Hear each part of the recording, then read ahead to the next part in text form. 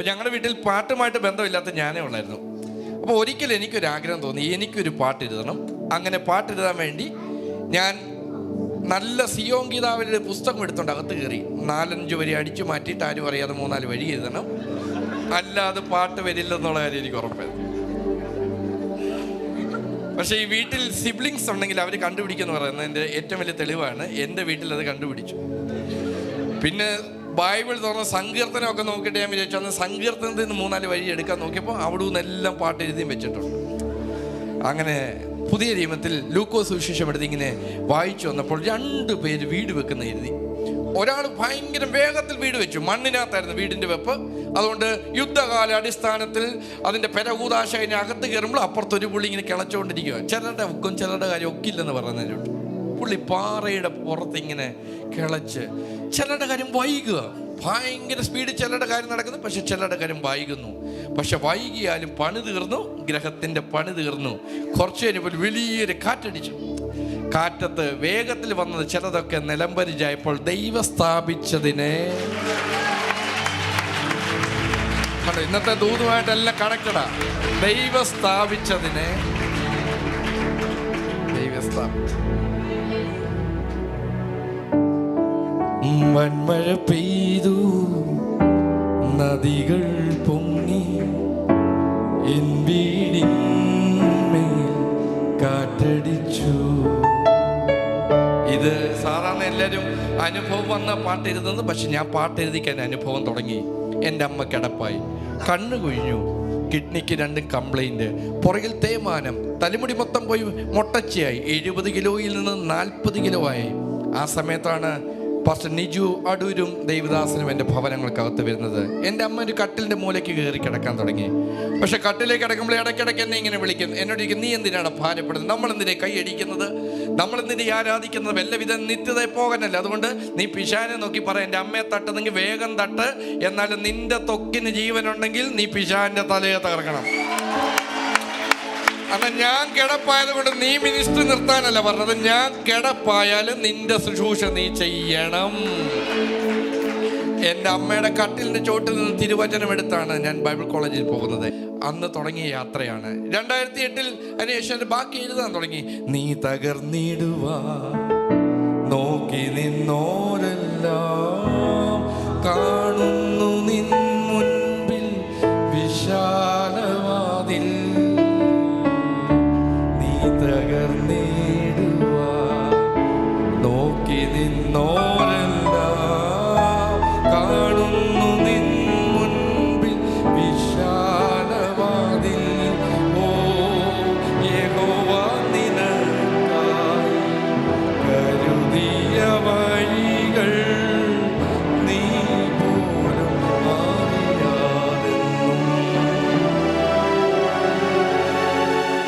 നീ തകരാൻ നോക്കുന്നവർ കാണും നിന്റെ മുമ്പിൽ വിശാലവാതിൽ. അതാ പാടിയത്. നീ തകർന്നിടുവാ നോക്കി നിന്നോരെല്ലാം കാണുന്നു നിൻ മുൻ. ഞാൻ ചിന്തിച്ചൊരു കാര്യം പറയാം പാസ്റ്റേ. ഞാൻ സാധാരണ ചിന്തക്കാരനാണ് കേട്ടോ, വലിയ കാര്യം ചിന്തിക്കത്തില്ല. ഞാൻ വിചാരിക്കും ഫറവോൻ എന്നെ പിടിക്കാൻ വരുന്നു, ഞാൻ സൂപ്പർമാൻ ആകുന്നു, മലയുടെ മണ്ടയ്ക്ക് ചാടി കയറുന്നു. അണ്ട് അവിടെ ചെന്നു, ഹേ ഫറവോനെ നിനക്ക് എന്നെ തൊടാൻ പറ്റിയില്ലെന്ന് ഇങ്ങനെ കൈ കാണിക്കും. പക്ഷെ ദൈവം എന്നെ സൂപ്പർമാൻ ഒന്നും ആക്കിയില്ല.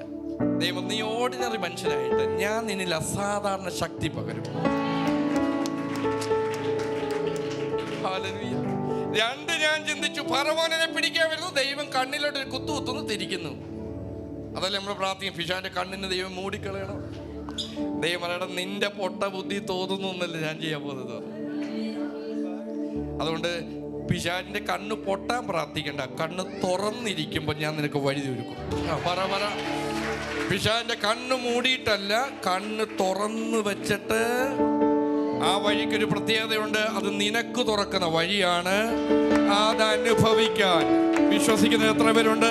സ്വർഗം തുറക്കുന്ന വഴി അനുഭവിക്കാൻ, നിന്നെ മൂടിക്കളയാൻ അനുഭവിക്കാൻ പിന്നിൽ കളിക്കുന്ന ചിലതിനെ മുക്കിത്താത്തിട്ട് തന്റെ ജനത്തിന് വേണ്ടി വഴി തുറക്കുന്ന സാധാരണമായ കാര്യം ഇന്നൊരു പറ, യഹോവ എനിക്കായി തുറക്കുന്ന വഴികൾ. പറഞ്ഞു പോയത് ഒത്തിരി കാര്യമുണ്ട്. അതിനുശേഷം എഴുതിയ പാട്ടാണ് 2017. ആരു പറഞ്ഞാലും ഞാനേകനാകുമോ, ആരു കൈവിട്ടാലും നീ എന്നെ എനിക്കെതിരെ ഞാൻ ചിന്തിക്കാത്ത കഥയുണ്ടാക്കി 2017 കുട്ടിക്കാലത്ത് ചെറിയൊരു മുറിക്കകത്ത് കിടക്കുമ്പോൾ ഇനി കാലേബ് പൊങ്ങില്ലെന്ന് പറഞ്ഞപ്പോൾ അവിടെ വെച്ചെന്ന് എഴുതിച്ച ദൈവം നിന്നിച്ച് തള്ളിയ പൊട്ടക്കിണറ്റിന്റെ വട്ടത്തിന്റെ മേളിൽ ചേട്ടന്മാരുടെ കൈയെത്തിയില്ലും വാഗ്ദത്തം ചെയ്തവരുണ്ട്. വിശ്വസിക്കുന്ന എത്ര പേരുണ്ട്? നിന്നിച്ച് തള്ളിയ പൊട്ടക്കിണറിന്റെ വട്ടത്തിനകത്തോട് നോക്കിയാൽ കയറിയിട്ട് തരാൻ സ്വന്തക്കാര് കാണില്ല, പെറ്റമ്മ കാണില്ല. പക്ഷേ വാഗ്ദത്തം ചെയ്തവന്റെ കൈ അതിന്റെ മേളിലിരിക്കുന്നിടത്തോളം കാലം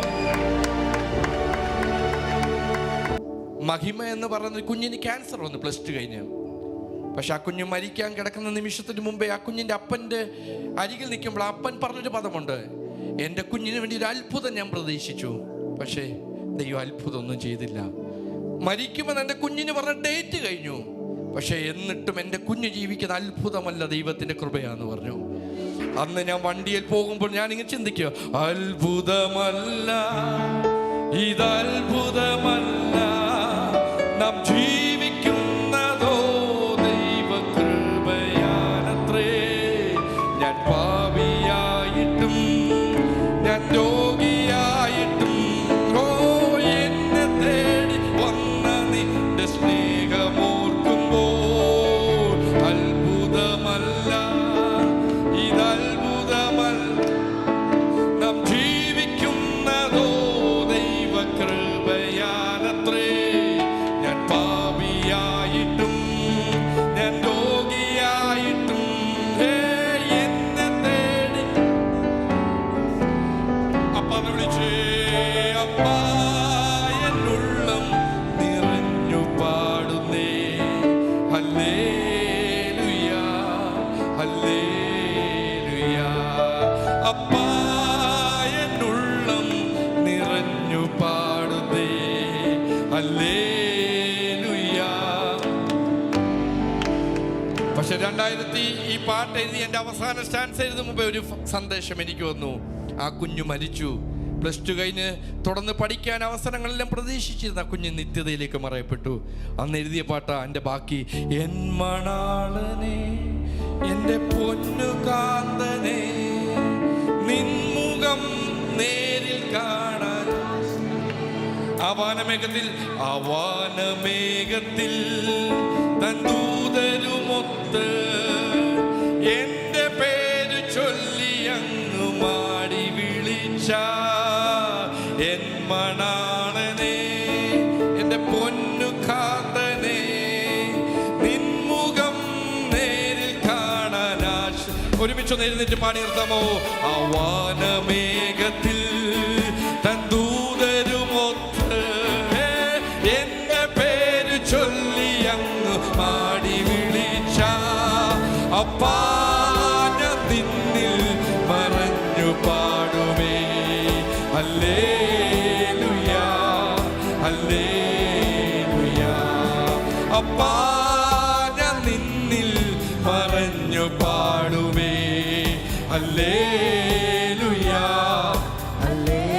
വിശ്വാസമുള്ളവർ വേഗം നാ ചേർന്നിടും ഭംഗിയേറിയ തീരത്ത്. വേഗം നാ ചേർന്നിടും. അത്ഭുതമല്ല അത്ഭുതമല്ല ഹേ അത്ഭുതമല്ല ഇതത്ഭുതമല്ല നാം ജീവിക്കുന്നതോ ദൈവകൃപയാണത്രേ. ഞാൻ പാപിയായിട്ടും ഞാൻ രോഗിയായിട്ടും എന്നെ തേടി വന്ന നിന്റെ സ്നേഹമോ. ഒരിക്കലും അത്ഭുതമല്ല അത്ഭുതമല്ല. എല്ലാ കൈകൾ തൊട്ടി. ഇതത്ഭുതമല്ല നാം ജീവിക്കുന്നതോ ദൈവകൃപ. ഞാൻ പാപിയായിട്ടോ ഞാൻ രോഗിയായിട്ടോ എന്നെ തേടി. അതുകൊണ്ട് എല്ലാ കൈകൾ ഉയർത്തി അവനെ അപ്പാന്ന് വിളിച്ചേ. അപ്പാ എന്നുള്ള നിറഞ്ഞു പാടുന്നേ